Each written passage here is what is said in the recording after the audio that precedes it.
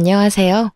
저는 40대 중반의 귀한 딸을 낳아 행복한 육아 생활을 보내고 있는 평범한 여성이에요. 살다 보면 제가 설계한 대로만 인생이 흘러가는 건 아니더라고요. 저는 평소에도 계획적인 삶을 살았기 때문에 변수가 없도록 자신을 잘 관리해왔어요.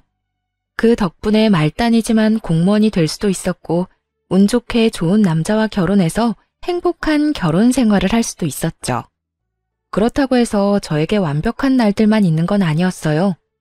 정말 생각도 못한 일들로 우울하고 화가 머리끝까지 나는 시간들을 보내야 했던 적도 있었어요. 오늘 제가 말씀드릴 사연은 힘들었던 그날들에 관한 이야기입니다. 남편은 참 좋은 사람이었어요. 영업직으로 해외 출장도 잦았던 그 사람은 항상 어딘가 갈 때마다 저와 함께하고 싶어 했던 사랑 많은 남자였어요. 그리고 헌신적이었죠. 이 사람과 함께라면 어떤 힘든 일도 견딜 수 있을 거라는 생각을 했고, 그 사람이 프로포즈 하자마자 결혼을 수락할 정도로 많이 사랑했어요. 그렇지만 모든 것이 완벽한 사람은 없다고 하죠. 이 완벽하고 멋진 남자에게도 딱 한 가지 단점이 있었어요. 다행이라면 남편 본인의 문제는 아니었어요. 바로 그 사람의 아버지, 제 시부에게 문제가 있었거든요. 상견례 때 양가 부모님이 모였을 때 시부의 한없이 가볍고 눈살 찌푸리게 만드는 언행에 저는 이 결혼에 대해 처음으로 불안을 느끼게 됐거든요. 아이고, 사돈댁 보니까 며느리 될 아이가 애는 잘 낳겠네요. 저희 집이 손이 귀해서 애 잘 낳는 며느리가 필요하거든요. 여자야 집에서 살림 잘하고 애만 잘 낳으면 그만이니까요. 공무원 딸을 자랑스럽게 여기던 친정아버지의 표정이 확실하게 기분 나빠 보였어요. 그리고 시부의 그런 행동에 저희 가족만 기분 나빠진 것도 아니었어요. 요즘 세상에 여자 남자가 어딨어요. 그리고 그런 식으로 말하는 거 실례예요. 죄송해요, 사돈어른. 저희 남편이 좀 옛날 사람 같은 면이 있어요. 말은 이렇게 하지만 저희도 맞벌이 하면서 잘 지내고 있어요. 이 사람이 집안일 할 때도 많은걸요. 그리고 애들은 분가시켜서 저들끼리 지내도록 할 거라 크게 걱정 안 해도 돼요. 저도 사업하는 사람이라 집에 붙어 있는 시간이 많지 않아서 애들도 신경 쓸 거 많이 없고요. 시부가 까먹은 점수를 시모가 다시 올려서 평균을 맞추는 것 같은 듣도 보도 못한 상견례였죠. 위태롭게 아슬아슬했던 상견례가 끝나자 친정아버지가 저를 따로 불러 말하더군요. 너희 시부 될 사람 생각하면 너 시집 못 가게 막고 싶다만 그 집 사부인은 시원시원하니 좋더구나. 게다가 사업하시면 시집살이도 덜 시킬 거 아니냐. 사부인이 바깥 사돈을 잘 지고 있는 듯 보이니 너도 힘든 일은 없을 것 같아. 그거 하나는 마음이 놓이구나. 그래도 우리 사위가 바깥 사돈을 닮지 않은 게 천만다행이야. 다정다감하고 널 많이 위하니 아빠는 그거 하나만으로도 다행이라 생각해. 친정아버지가 그렇게 말할 정도로 시부와 시모에 대한 평가는 극명하게 갈렸어요. 남편의 여동생인 신우도 IT 업계를 다니는 재원으로 시모를 닮아서 아주 야무지고 차분하더라고요. 그 4명의 가족 중에 시부만 딱 다른 종류의 사람이었어요. 시모가 왜 저런 남자와 결혼했는지 모를 정도였죠. 정말 다행인 건 우리 가족이 본 것보다 훨씬 더 시부가 시모에게 잡혀 살고 있었다는 점이에요.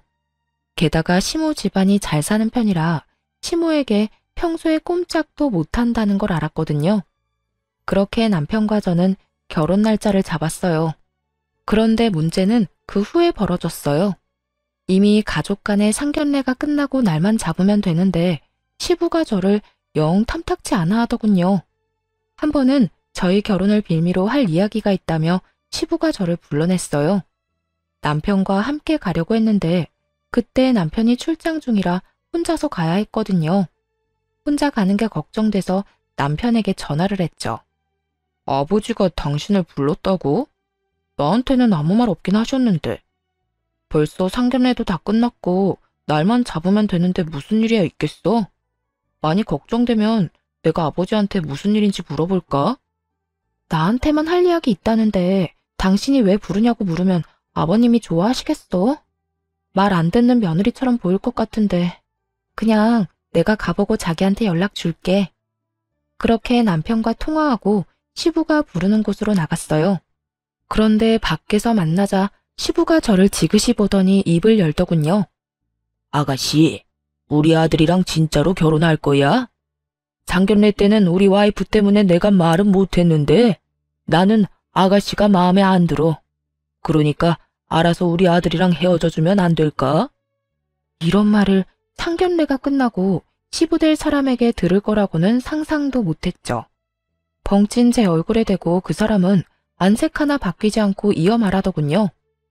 내가 왜 이런 말 하는지 궁금한 표정이네. 나는 말이야, 원하는 며느리상이 있어요. 그런데 아가씨는 내가 원하는 것과는 정반대야.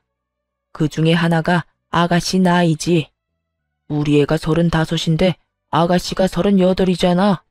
나이가 많은 것도 싫은데 내가 싫어하는 일하면서 남편 내조 안 하는 그런 여자네.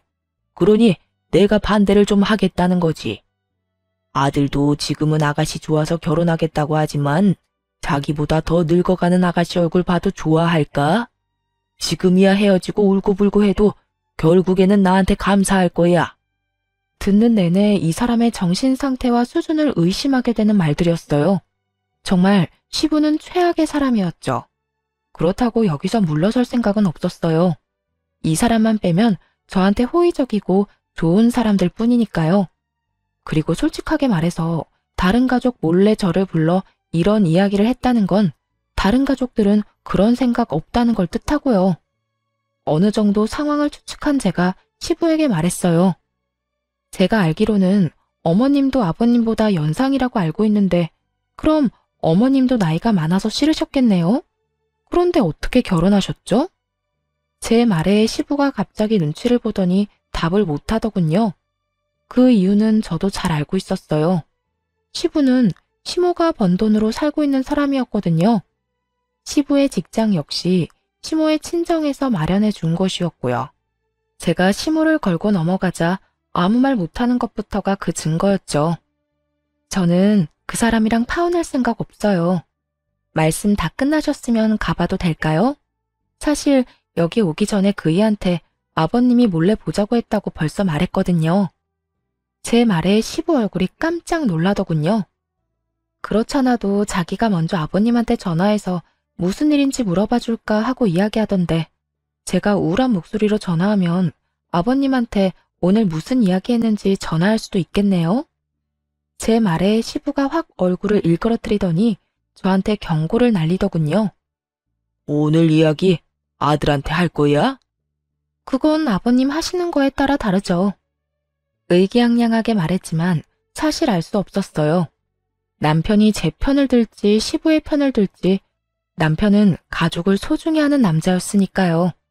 시부와 제가 정반대의 주장을 하게 됐을 때 누구를 선택할지 알 수 없었어요. 그래서 저도 시부에게 강하게 나갈 수 없었어요. 그래도 당분간의 시간은 벌었고 시부가 시모의 눈치를 본다는 사실을 알았으니 그 부분을 공략할 생각이었어요. 아버지랑 이야기는 잘했어? 저녁에 남편이 걱정이 됐는지 먼저 제게 연락을 했더라고요. 아버님이 나에 대해서 집에 따로 말씀하신 건 없어? 남편의 물음에 저도 물음으로 답할 수밖에 없었어요. 상황을 파악하려면 남편 상황도 알아야 하니까요. 사실은 그렇게 좋게 보신 건 아닌데 어머니랑 동생이 당신을 마음에 들어 하셔서 아버지도 그 뒤로는 아무 말도 안 하셨지. 왜? 당신한테 뭐라고 해? 정말 다행스러운 정보였죠. 내가 좀 모자라 보였나 봐. 나보다 더 좋은 며느리를 보고 싶다는 식으로 이야기하셔서 좀 놀랐지. 뭐? 아버지한테 내가 말해놓을까? 자기가 나를 좋아하는 것보다 훨씬 더 내가 자기를 좋아한다고? 확고한 남편의 마음까지 확인하고 났으니 저도 앞으로의 방향을 결정했어요. 시모를 공략해서 시부가 그딴 말은 할 수도 없게 만들어주겠다고요. 말만으로도 너무 고마워. 그러면 어머님이 어떤 거 좋아하는지 알려줄래? 그리고 평소 성격이 어떠신지도 알려줘. 저는 남편에게 시모가 좋아하는 것들에 대해 알아냈어요. 그리고 다음 날부터 시부 몰래 천천히 시모의 마음에 들기 위해 하나하나 준비했어요. 그리고 6월의 어느 날 아침부터 시댁을 찾았어요. 뜬금없이 찾아온 저에게 남편도 시모도 깜짝 놀라더라고요. 사실은 남편에게 아무 말 없이 찾아온 거였거든요. 어? 오늘 무슨 일로 우리 집까지 왔어? 우리 오늘 일정 있는데.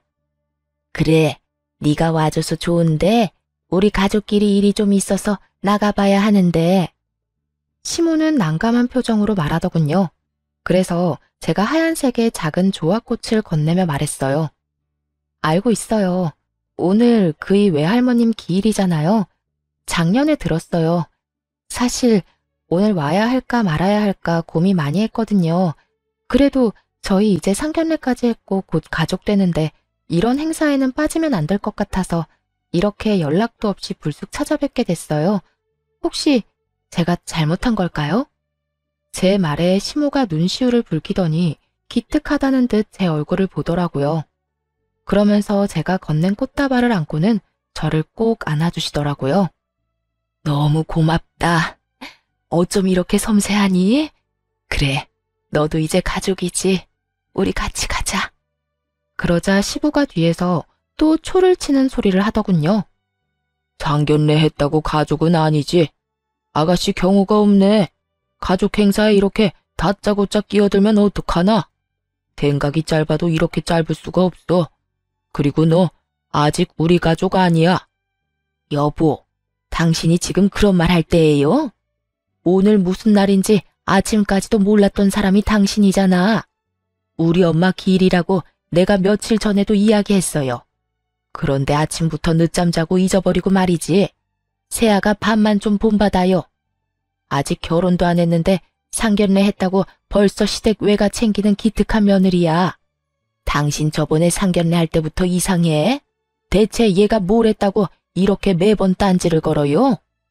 아니, 그렇게 치면 당신이 제일 이상하지. 집에 사람을 들이는 일이야. 한번 보고 뭐가 그렇게 마음에 들어? 집에 사람이 드는 일이니까 좋은 거죠. 이렇게 세심하게 사람 챙기는 며느리가 많을 것 같아요? 게다가 공무원이라는 직업도 안정적이죠. 우리 아들 좋아하지. 집안 행사에 알아서 참여도 잘하지. 대체 뭐가 그렇게 못마땅하다는 거예요? 당신이 그럼 이야기 좀 해봐요. 이 며느리 어디가 그렇게 마음에 안 드는지. 시모는 아예 눈에 쌍심지를 켜고 시부를 바라보더군요. 그런 시모 눈길에 시부는 꼼짝도 못하더군요. 버벅거리며 한다는 핑계도 참 웃겼어요. 아니, 저렇게 괜찮은 며느리감이 왜 여태 시집도 안 갔나 싶어서 말이지. 어딘가 문제가 있으니까 시집을 여태 못 갔을 거 아니야. 그 생각 때문에 걱정이 많아서 그래. 우리 아들이 얼마나 괜찮은 놈인데 더 좋은 며느리 데려올 수도 있으니까. 당신이 며느리 데리고 살 거예요? 며느리는 아들 마음에만 들면 되지 왜 당신이 새아가를 품평해요? 명색이 시아버지라는 사람이 며느리 아껴주지는 못할 망정. 시어머니도 안 하는 시집살이 시킬 셈이요. 그리고 아들이 좋다잖아요. 시모 말에 시부가 아무 말 못하고 고개만 숙였어요. 아버지, 저 이 사람 많이 좋아해요. 그러니까 이제 그만 허락해 주세요. 제가 이 사람 좋아하게 된 이유 중에 하나가 엄마랑 많이 닮아서거든요. 몇 년 만에 공무원 합격할 만큼 노력하는 사람이기도 하지만 엄마처럼 정도 많고 주변 사람 잘 챙기는 사람이에요. 부지런해서 하나부터 열까지 자기 손으로 해내려는 욕심 많은 사람이기도 하고요. 엄마랑 정말 닮아서 보고 있으면 도와주고 싶고 함께 해주고 싶고 걱정해주고 싶은 사람이거든요. 남편의 그 말이 체크메이트였어요. 시모의 눈동자가 반짝반짝해졌거든요. 그렇지 않아도 며느리 행동에 감동을 느낀 차였는데 아들이 그런 며느리가 자기랑 똑 닮았다며 그래서 잘해주고 싶다는 이야기를 들으니 시모 기분이 엄청 좋아졌어요. 그리고 시모의 기분이 좋아짐과 동시에 시부에게는 외통수였어요. 아들이 데려온 여자가 엄마를 닮아서 좋다는데 거기서 안 된다고 하면 엄마 닮은 여자 싫다고 하는 꼴이잖아요. 시모 능력으로 다른 사람들보다 배는 편하게 사는 시부가 시모의 심기를 거스를 생각은 할 수도 없었던 거죠. 그렇게 저는 저를 눈의 가시처럼 생각하는 시부의 방해에도 불구하고 남편과 무사히 결혼할 수 있게 됐어요. 시모와 신우의 전폭적인 지지 아래에 말이죠. 그런데 결혼을 하고 나니 궁금한 게 생기더라고요. 시부는 도대체 왜 저를 그렇게 싫어했을까? 그 이유를 모르겠더라고요. 저한테 말한 걸 보면 나이가 많다, 일을 하기 때문이다, 이런 어이없는 이유를 댔잖아요. 그게 진심이라는 생각은 안 했거든요. 그래서 남편에게 슬그머니 물어봤어요.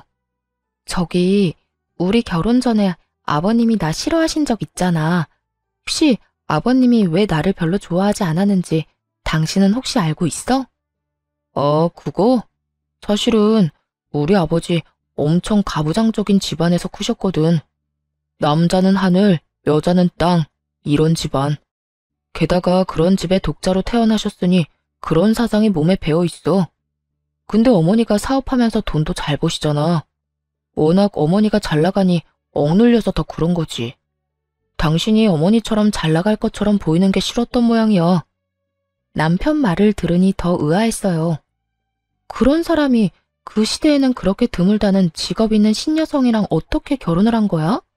누가 봐도 순종적이고 의존적인 여자랑 결혼하실 것처럼 보이는데 나한테도 남편 내조 안 할 것 같다고 일하는 며느리 싫다고 하셨거든. 아버지가 학교 졸업하기 직전에 할아버지랑 할머니가 돌아가시는 바람에 가세가 많이 기울었대. 그때 취직한 곳이 우리 외갓집에서 운영하는 업체였고 거기서 두 분이 만나서 연애 결혼하셨다고 하더라고. 그래서 아버지한테는 어머니 집안 분위기 자체가 완전 정반대라 많이 눌려 사신 것 같더라고. 나는 솔직히 이해는 안 가지만 어린 시절을 떠받들며 살아오셨는데 여자에게 사업을 할 수 있도록 해줄 만큼 개방적인 외가 집안 분위기가 안 맞아서 그런 것 같아. 그러니까 당신이 이해 좀 해줘. 가만 보니 시부의 콤플렉스 때문에 애꿎은 제가 미움받는 것 같더라고요. 제가 시모와 그런 면에서 많이 닮은 탓에 그 콤플렉스를 건드린 모양이고요. 어쨌든 그 뒤로 시부는 저를 그런 얼토당토 않은 이유로 건드리지는 않았어요. 게다가 시모가 항상 바쁜 탓에 저희는 시댁에 자주 가보지도 못했고 제가 가끔씩 점심시간에 시모와 약속을 잡아 시부 없이 시모와 남편 이렇게 셋이서 식사를 하는 경우가 더 많았죠. 그렇게 별 문제 없이 지내는 것 같은 저희 부부에게도 문제는 있었어요. 바로 2세 문제였죠. 결혼이 결정된 뒤부터 제 나이를 고려해 자연임신을 하려고 그렇게 노력을 했어요. 그런데 1년이 넘도록 임신이 안 되더군요. 솔직히 저는 제 탓이 아닐까 하는 생각을 했어요. 일단 나이가 제가 더 많잖아요. 게다가 38이라는 늦은 나이에 결혼을 하기도 했고 그래서 초반에 병원에 가자는 이야기를 남편에게 못하겠더라고요. 그런데 도저히 안 돼서 병원을 예약했어요. 난임센터를 방문하기로 결정하고 예약일이 다가오는데 남편의 갑작스러운 해외 출장이 잡혔어요. 이번에는 문제가 생겨서 가는 출장이라 어쩔 수 없이 꼭 가야 한다고 하더군요. 그렇게 저 혼자 예약한 병원으로 향했죠. 솔직히 병원 예약을 다음으로 미룰까 생각도 했는데 혹시라도 이 난임이 나이의 문제라면 한시라도 일찍 이유를 알아내는 게 중요할 것 같다는 생각이 들었거든요. 그래서 저 혼자라도 가기로 했어요. 그렇게 남편 없이 혼자 검사를 하고 왔는데 결과가 좋지 않았어요. 노화로 난소 기능이 저하됐다는 이야기를 들었죠. 다행인 건 임신이 아예 안 되는 건 아니라는 거였어요. 시험관으로 충분히 가질 수도 있다고 했죠. 출장에서 돌아온 남편은 그런 저를 위로해줬어요. 시험관 시술을 준비해야 했지만 저도 충격을 많이 받은 터라 마음을 추스르고 시험관 준비를 할 생각이었어요. 이 사실을 시부모에게 알리는 것도 걱정이었거든요. 남편은 어머니라면 이해해 줄 거라며 아버지에게는 나중에 알리고 어머니한테만 알리면 되지 않겠냐고 하더군요. 저도 그게 좋은 생각인 것 같아 시모에게 전화로 이야기를 먼저 꺼냈어요. 그랬더니 시모가 괜찮다고 너야말로 괜찮냐며 저를 위로해 주셨어요. 시모의 위로에 얼마나 울었는지 몰라요. 그런데 그 다음날 시모가 가족 식사를 하러 시댁에 한번 들르라고 하더군요. 마음 고생한 며느리에게 밥이라도 함께 하자고 하는 것 같아 고마운 마음에 시댁에 들렀어요. 그런데 시부가 집으로 들어온 저한테 대뜸 삿대질을 하며 소리를 질렀어요. 너 불임이라며? 내가 이럴 줄 알았어. 그래서 너랑 우리 아들 엮어주기 싫었던 거야. 다 늙어서 젊은 애랑 결혼하면서 애도 못 만들어주는 게 될 일이야? 어떤 상황에도 애는 낳아줘야지. 벼르고 있었던 모양인지 시부의 말에는 가감이 없었어요. 필터링 없이 뇌에서 나오는 대로 짓거리고 있었죠. 보다 못한 남편이 시부를 말렸어요. 아버지, 그만하세요. 제 와이프한테 무례하게 굴지 마시라고요. 그리고 불임이 아니라 난임이에요. 저희 시험관 하기로 이미 결정했고 준비 중이라고요. 아이고, 늙은 난자가 퍽이나 도움이 되겠다, 응? 넌 왜 이렇게 속이 없어? 도대체 이런 여자 어디가 좋단 말이냐, 응? 세상에 놀리고 놀린 게 여자야. 젊고 더 예쁘고 싹싹한 애가 놀렸는데 왜 저런 늙기만 하고 당돌한 애를 며느리감으로 데려왔어? 이참에 이혼해라. 우리 집안이 어떤 집안이야? 대를 못 잇는 건 말이 안 되는 거지. 여보, 도대체 새아가한테 무슨 말을 하는 거예요? 어떻게 몸이 안 좋은 애한테 그런 말을? 예, 너 집에 돌아가. 이런 데서 저런 말 듣고 있을 필요 없어. 내가 나중에 연락하마, 응? 시모가 필사적으로 저를 내보내려 했었어요. 저는 어안이 벙벙하고 지금 이 상황이 머릿속에 잘 들어오지도 않았어요. 남편이 화를 내자 시부가 전화기를 꺼내 들고는 어딘가로 전화를 했어요. 예, 접니다. 아니 이런 식이면 곤란하죠. 애도 못 낳는 딸을 돈이 귀한 집에 시집을 보내면 어떡합니까? 우리 집안 대 끊기면 당신네가 책임질 거야? 응? 정말 경악스럽게도 그 인간은 저희 아버지에게 직접 전화해서 따졌어요.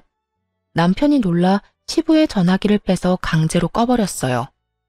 아버지, 이런 식이면 저 다음부터 아버지 안 봐요. 왜 이렇게 사람이 무례하고 잔인해요? 제가 사랑하는 여자고 저는 애 없어도 상관없다고 몇 번이나 말했잖아요. 아버지 이런 식이면 저 절대로 애 가질 생각 없어요. 남편이 화나서 시부에게 퍼붓는 동안 제 핸드폰이 끊임없이 울렸어요. 친정아버지 전화였어요. 제 어깨를 감싸며 시부로부터 보호하듯 서 있던 시모가 친정아버지의 전화를 보고는 시부 앞에 나섰어요. 여보, 내가 말했죠? 행동 조심, 말 조심. 당신 그렇게 마음 가는 대로 살다 보면 분명히 나중에 문제 생길 거라고 말했는데도 이런 짓을 저질러요? 며느라기 눈에 눈물 나게 하지 마요.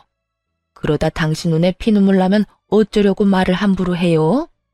그리고 며느리 당신이 데리고 살 거예요? 당신이랑 같이 살 며느리도 아닌데 왜 당신이 그렇게 신경을 써요? 데리고 살 사람은 우리 아들이고 아들이 좋다니 앞으로 며느리한테 신경 쓰지 마요. 아버지, 진짜 너무해요. 같은 여자로서 저도 얼마나 화나는지 모르죠? 세연이가 우리한테 얼마나 잘했는데 진짜 아빠 잘한 일 하나도 없어. 사람이 어떻게 이렇게 잔인해? 이제 언니도 우리 가족인데. 시부를 제외한 나머지 가족들이 저를 보호하고 나섰고 저는 그런 가족들의 위로와 걱정을 한몸에 받았어요. 아가, 미안하다. 이런 꼴 보게 하려고 오라고 한 게 아니야. 네가 힘들어 보이길래 밥이나 든든히 먹이고 신경 쓰지 말라고 우리는 그런 거보다 네가 더 중요하다고 그렇게 말해주려고 부른 거야. 아프고 힘든 일을 누가 원해서 겪겠니?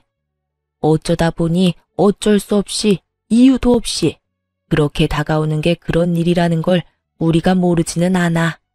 그러니까 너무 자책하지도 말고 힘들어하지도 말고 네 시아버지 정신 나간 소리도 귀담아 듣지 말고 네 남편 말만 듣고 살아. 그 위로에 눈물이 어찌나 나는지.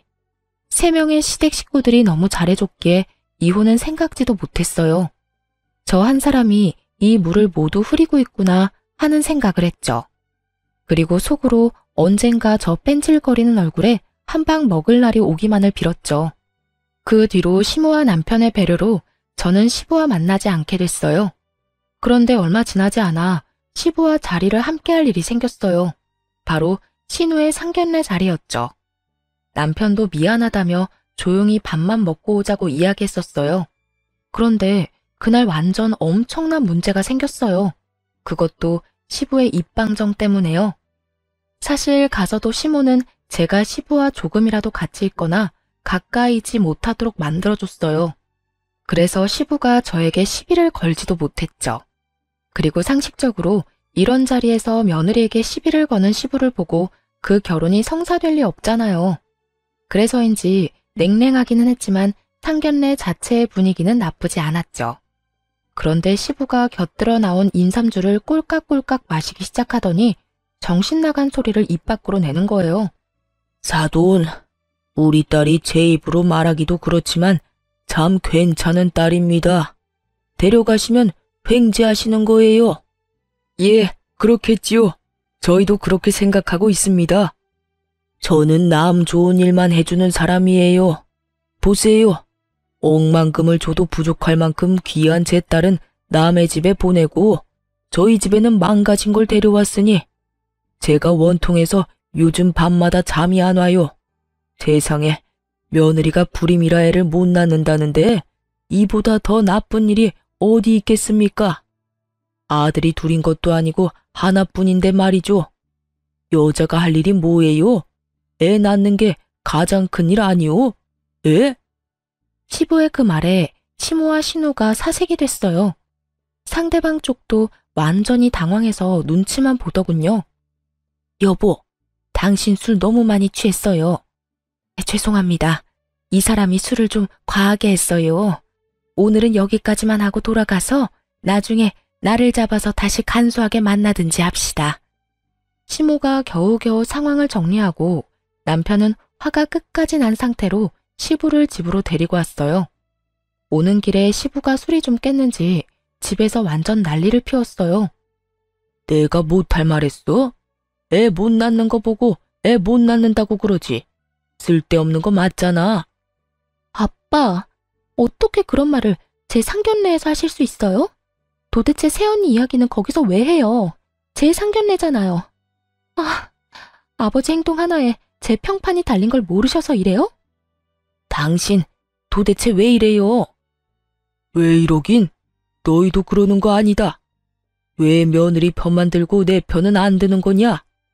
아니 이 집안에서 대가 끊기는 걸 걱정하는 사람이 나뿐이란 말이야? 그런 이야기를 꺼내는 시부를 보며 남편이 참지 못한 듯 앞으로 나와 시부에게 말했어요. 아버지, 저 이번 일 그냥은 못 넘어갑니다. 그러니 이 사람한테 사과하세요. 어서요. 내가 잘못한 게 없는데 왜 사과를 해? 어디 임신도 못하는 주제에 결혼을 하겠다고 손이 귀한 집에 시집을 와? 그게 아버지 마음이에요? 알겠습니다. 사과하실 마음 없으시면 저도 이제 앞으로 아버지 안 보고 살게요. 넌 가족보다 그 여자가 더 좋단 말이냐? 네가 어떻게 나한테 그럴 수 있어? 너 장손이다.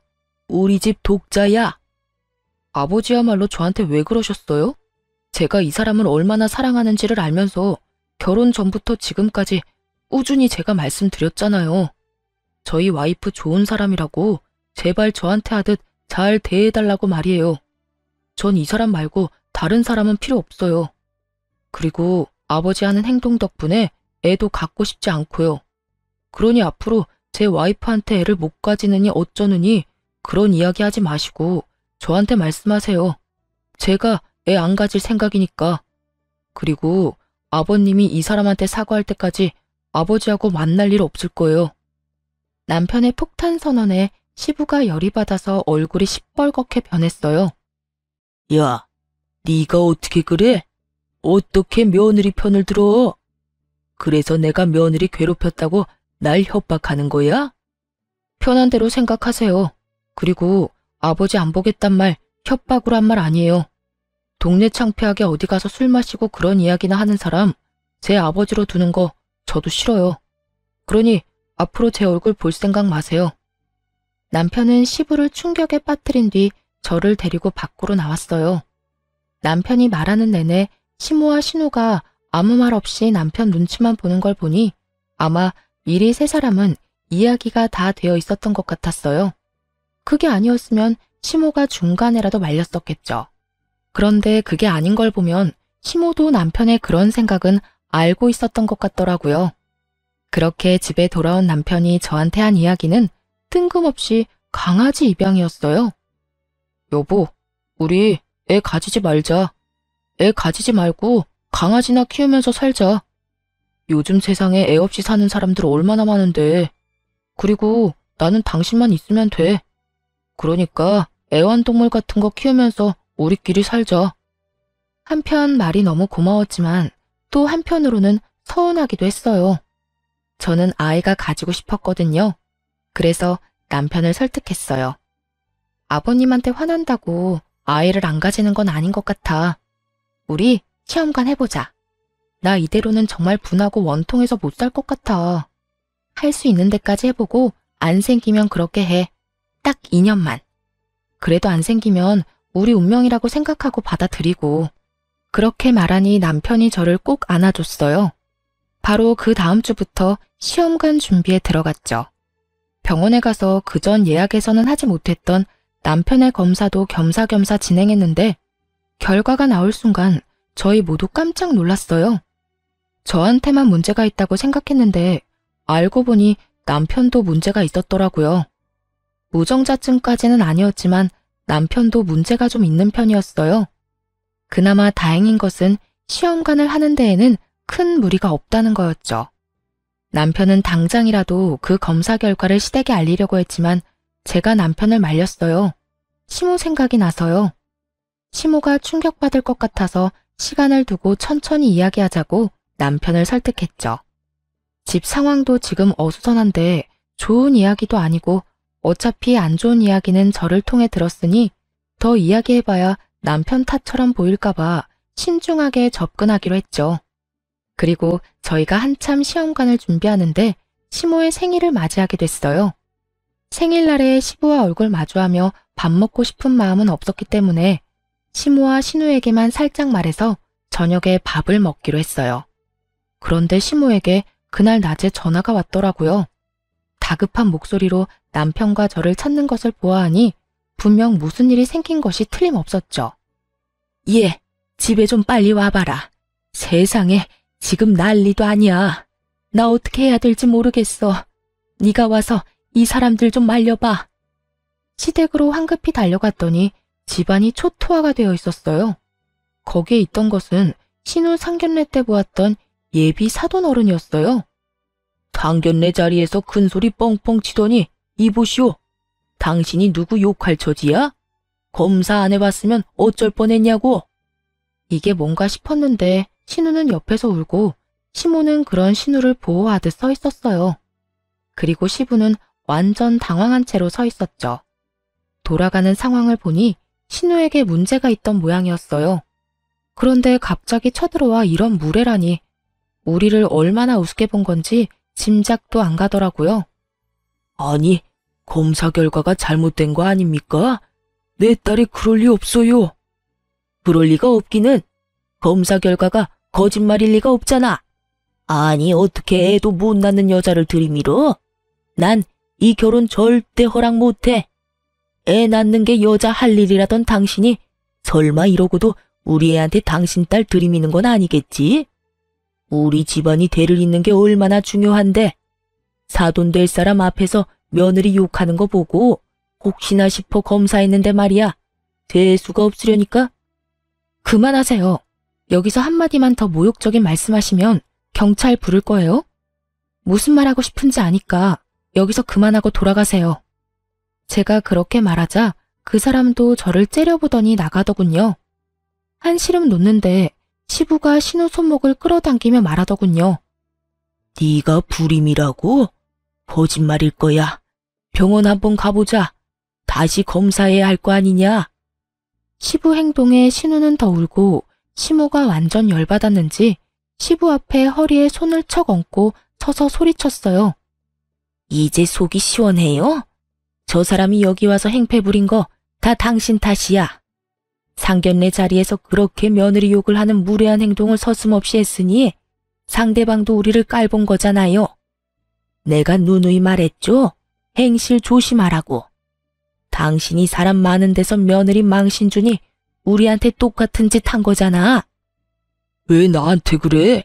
내가 뭘 어쨌다고? 지금 이럴 때야? 날 검사 다시 하러 가야지. 한 번 했으면 됐지. 애한테 또 상처 줄 셈이에요? 머리라는 게 달려있으면 생각을 좀 하고 살아요. 검사 다시 해서 어떡하려고요? 확인을 해야지. 확인해서 뭘 어쩔 건데? 확인 사살시키려고? 그만하세요. 아버지, 이렇게까지 저를 비참하게 만들 셈이에요? 아버지가 무슨 생각하고 있는지 알겠어요. 여태 올케 언니한테 하던 막말을 저한테 하고 싶은 거겠죠. 저 지금 아버지 얼굴도 보고 싶지 않아요. 내가 누누이 말했죠? 남의 눈에 눈물 나게 만들지 말라고. 옹졸한 마음으로 며느리 눈에 눈물이나 나게 만들더니 결국은 제 딸한테 피눈물 나게 만든 게 당신이야. 왜 입방정을 떨어요? 당신이 상견례에서 그딴 말만 안 했어도 저 사람들이 이런 식으로 난동 피울 일은 없었지. 그렇게 시모가 화내고 있는데 남편이 신우를 달래며 그렇게 말하더군요. 요즘에 난임이라는 거 불치병 아니야. 내가 병원 가서 알아봤거든. 그리고 나도 검사 결과 안 좋았어. 신우를 달래려고 한 그 말에 시부가 뜬금없이 눈에 불을 켜더니 시모를 쳐다보며 손가락질을 하며 큰 소리를 쳤어요. 가만 보니 당신이 잘못한 거네. 어떻게 문제 있는 자식들만 낳아서 나를 이렇게 비참하게 만들어? 지금 당신 무슨 말을 하는 거야? 이 미친 인간아. 뭐? 나 때문? 애는 혼자 낳아. 내가 혼자 만들었어? 너 반, 나 반이야. 이 인간이 어디서 남 탓을? 그럼 그게 내 탓이겠어? 옆엔 내가 일이나 한답시고 나돌아다니니까 애들이 이렇게 하자가 생긴 거야. 내가 처음부터 그런 생각 들었지. 당신이 이렇게 문제 있는 자식을 만들 줄 알았으면 당신 안 만나고 그때 만나던 여자 계속 만났을 거야. 이 사람이 정말 보자 하니까 그럼 그 여자 만나러 가요. 지금이라도 자식 낳아줄지 누가 알아? 그렇게 시부는 그동안 억눌렸던 자신의 콤플렉스를 거의 대부분 쏟아냈어요. 시모는 그 소리를 듣고 참지 않았지만 그렇다고 시부 일자리까지 어떻게 하지는 않았어요. 시부는 시모의 친정에서 운영하는 곳에서 일하고 있었거든요. 그것도 시모가 꽂아준 곳이었죠. 곧 은퇴라는 걸 알고 있었으니 분란을 만들고 싶지 않았던 것 같아요. 은혜도 모르고 시모에게 네 잘못이라며 말하는 시부를 보니 참 갈 때까지 갔구나 싶었어요. 두 분이서 싸우는 걸 구경하고 있을 수만은 없어 남편이 대충 두 분을 떼어놓고 저희는 집으로 돌아왔어요. 남편은 그 뒤로 진짜로 시부와 연락을 끊었고 신우도 연락을 하지 않는다고 하더군요. 그 말이 사실인 게 시부가 정말 오랜만에 저한테 전화를 했거든요. 남편이 전화를 받지 않으니 제 번호로 전화할 수밖에 없었을 거예요. 네가 우리 아들 숨겼지? 이놈의 아들들이 하나같이 아버지 말은 안 듣고 말이야. 중간에서 나랑 연락하지 말라고 한 거 너 아니야? 어린 년이 싸가지가 없어. 그이가 아버님 연락 안 받는 건 저 때문이 아니에요. 아버님 때문이죠. 그리고 기분은 좋으세요? 저희 아버지한테 했던 말들 고스란히 돌려받았잖아요. 딸 트집 잡아 욕하고 덤비는 시댁 보는 기분은요? 다행이라고 생각해요. 얼마 전에 아버님 때문에 듣지 않아도 될 말까지 들은 저희 아버지 기분을 알게 됐잖아요. 그리고 자식들하고 연락하고 싶으면 자식들한테 직접 연락하세요. 쓸데없는 며느리 도움은 왜 구하시는지? 너 지금 나한테 빈정대는 거야? 어?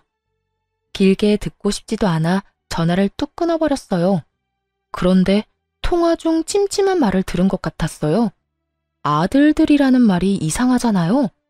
아들이라고는 남편 하나 있는 시부가 아들들이라는 말을 할 필요가 있나요? 뭔가 무의식 중에 나온 말인 것 같은데 기분이 쎄했어요.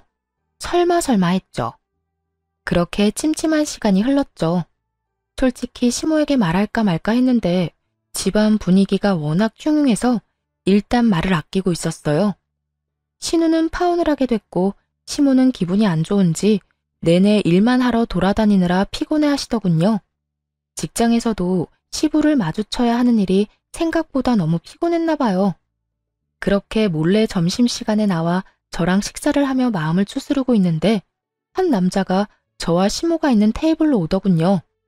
젊은 남자였는데 얼굴이 어딘지 모르게 익숙했어요. 그런데 그 사람이 시모에게 서류 봉투를 하나 주고 갔어요. 뭔지 물어봤지만 대답도 없이 가길래 저희 둘이서 봉투를 뜯었죠. 그런데 거기에는 유전자 검사지가 있었어요. 아버지와 아들로 보이는 사람의 검사지인 것 같더군요. 그 봉투 안에 USB가 같이 들어가 있었어요. 저는 잠시 생각하다가 시모에게 한마디 했어요. 어머님, 사실 이 이야기는 안 하려고 했는데 저번에 아버님 화나서 저한테 전화하셨을 때요. 저한테 말 실수인지 이놈의 아들들이 하나같이 말을 안 듣는다는 말을 한 적이 있거든요. 아버님 아들이 남편뿐인데 들이라는 말을 들어서 물론 제가 잘못 들었을 수도 있는데 혹시나 해서 말씀드리는 거예요. 아들들? 아까 그 젊은 남자 내가 이상하게 얼굴이 익숙했다고 느꼈는데 일단 아가, 넌 식사하고 천천히 들어와. 나는 바쁜 일이 생각나서 먼저 일어나 보마. 그렇게 집에 오고 나서 며칠 지나지 않아 신우가 저희 집으로 찾아왔어요. 아가씨 어서 와요. 몸은 좀 어때요? 신우가 저희 집에 찾아온 것이 저와 동변상면의 아픔을 나누고자 온 것 같아서 저도 신경을 많이 썼거든요. 그런데 그게 아니었어요. 언니, 큰일 났어요. 저희 집 이제 진짜 되돌릴 수 없게 돼버렸어요. 무슨 일인데 그래요? 혹시 그 사람이 또 쳐들어왔어요? 아니요, 그게 아니라 엄마가 아빠한테 이혼하자고 소짝 날렸어요. 뜬금없는 시부모의 이혼 소식을 믿기 힘들었어요. 그게 무슨 말이에요? 두 분이 이혼을? 그것도 시모가 시부에게 이혼을 청했다는 게 제일 놀라운 포인트였죠. 왜냐면 시부가 이렇게 아나무인인 건 시모가 시부를 무척 좋아했기 때문이었거든요. 그 사랑의 힘으로 여태껏 그 많은 추태를 넘겨준 것이 시모였는데 갑자기 이혼이라니 이해가 안 갔어요. 이건 100% 아빠 잘못이긴 해요. 엄마가 덮어주고 싶어도 못 덮어줄 만큼. 어머님이 웬만한 일로는 이혼 이야기 안 꺼내셨을 텐데? 그게 아빠한테 숨겨둔 아들이 있었나 봐요. 얼마 전에 엄마한테 직접 친자 검사지랑 가족끼리 찍은 사진까지 줬대요. 근데 선을 좀 많이 넘었더라고요, 아빠가. 그 혼외자가 오빠보다 6개월 생일이 늦어요. 그렇다는 건 엄마 임신 중에 외도를 했다는 건데 그 사진이 더 열받았던 것 같더라고요. 게다가 상간녀는 어머니가 아는 사람이었고요. 아버지가 몇 달에 한 번씩 나가는 남자들 모임이 있는데 거기 식사를 항상 똑같은 데서 하거든요. 예전에 엄마가 아빠 따라 거기 가봤는데 별거 없었다고. 진짜 남자들끼리 모이는 모임이었다고 하더라고요. 그래서 아예 의심을 안 했던 거고요. 근데 알고 보니 그 가게 여사장님이 아버지 상간녀였더라고요. 그러니 엄마도 몰랐겠죠. 남자들끼리 가서 아빠는 그 여자랑 하룻밤 자고 그 다음날 함께 놀러도 다니고 그랬던 것 같더라고요. 아빠와 함께 있던 사진을 다 USB에 넣어왔으니 엄마 눈이 안 뒤집힐 수가 없지. 거의 10년 넘게 외도를 했던데 지금은 청산했다고 하지만요. 참 대담한 시부가 아닐 수 없었어요. 몇십 년을 한결같이 시부에 대한 애정으로 인내해온 시모에게 이런 뒤통수를 때릴 줄 누가 알았겠어요? 근데 그 사람은 왜 지금 어머님한테 다 밝힌 거예요? 혼외자 말로는 자기 크는 동안 양육비도 한 푼 안 줘놓고 버렸대요. 그래서 결혼할 때는 그 양육비 대신 결혼 자금을 아빠한테 받아가려고 했다고 해요. 근데 아빠가 절대 안 된다고 매몰차게 거절해서 열받아서 엄마한테 그걸 보냈다고 하더라고요. 그리고 자기는 이제까지 아빠 없이 컸으니 지금이라도 소송해서 아빠 되찾겠다고 저러니 엄마 입장에서는 곤란한 거죠. 이야기를 들을수록 머리가 아파왔어요. 그래서 어머님이 이혼 이야기 하신 거네요. 엄마가 뭐라는 줄 알아요? 아무데나 씨 뿌리는 바람둥이보다 씨 없는 순정남이 낫다고. 앞으로 아들 며느리 딸한테 그 지조 없고 더러운 생식 능력 자랑하지 말고 입 다물고 이혼 준비나 하라고 했어요. 시부가 그렇게나 중요하게 여기던 씨 때문에 결국은 이런 사달이 났으니 그 뒤로 어떻게 됐냐고요? 아주 지옥이었죠, 시부에게. 그 혼의 자식이 진짜로 친자 소송하는 바람에 시모는 시부와 빠르게 손절하고 이혼했고 시부는 위자료 내고 재산 분할은 거의 받지 못했다고 하더군요. 시모나 시부 이름으로 된 재산이 없었거든요. 거의 대부분이 재단 이름으로 되어 있어서 재산 분할 대상에 들지 않은 것 같았어요. 살고 계시던 집도 시모 친정오빠 이름으로 되어 있어서 뺏기지 않았다고 하더군요. 결국 개털된 시부가 혼외자를 찾아가 내가 네 아빠다 하고 말했지만 그 혼외자가 끈떨어진 시부를 좋아한다고 말할 리 없잖아요. 알고 보니 시부를 철저히 고립시키려고 소송 진행했던 거고 한창 소송 중에 시부 이혼했다는 이야기에 취하했다고 합니다. 결국 친아들이 친자 확인 소송을 안 하니 부양의 의무도 사라져 중간에 붕 뜬 거죠. 시부가 찾아갔는데 여태 무시하며 남으로 살았으니 앞으로도 남으로 살았으면 좋겠다며 버렸다더군요. 시부는 와이프와 자식들에게 모두 버림받은 데다가 직장마저 은퇴한 직후라 돈도 못 벌고 단기 알바로 근근히 먹고 산다고 하더군요. 대가 끊어질까봐 며느리에게 모진 소리, 못된 행동하던 시부가 그 대를 이어줄 자식들에게 모조리 버림받은 걸 보니 속이 시원하더군요. 대를 이을 가족이 있으면 뭐 하나요? 자신의 되먹지 못한 언행으로 몸조리 나가 떨어지게 만들었으니 결국 이제는 혼자 주변에 아무런 가족도 없이 쓸쓸히 노후를 맞게 됐잖아요. 늙은 후에 보면 자신이 걸어온 길이 보인다고 하죠. 시부의 현재를 보니 시부가 어떤 길을 걸었는지 정확하게 보이더군요. 시부가 시모에 의해 버림받고 남편과 신우는 시부를 찾지 않았어요. 다만 우리들끼리 찾은 이 안정과 평화를 지키는 쪽을 택했죠. 저와 남편은 어렵게 시험관으로 아이를 낳았고 신우는 그때의 남자와 헤어지고 다른 남자와 결혼해 저희처럼 시험관 시술을 준비 중이에요. 시모는 한동안 시부와의 피 터지는 이혼 소송으로 힘들어하긴 했지만 첫 손주 소식에 예전처럼 밝은 미소를 보내주고 있어요. 요즘에는 손주 재롱 보는 재미로 행복한 노후를 만끽하고 계시죠. 정말로 결혼을 하고 태풍 같은 일들이 휘몰아쳤던 것 같아요. 그래도 인생 통틀어 그런 안 좋은 날만 있는 건 아니잖아요. 나쁜 일 있으면 좋은 일도 있고 그게 인생이라고 생각해요. 여러분들의 많은 생각을 댓글로 남겨주세요. 지금까지 제 긴 사연 들어주셔서 감사해요. 다들 행복하세요.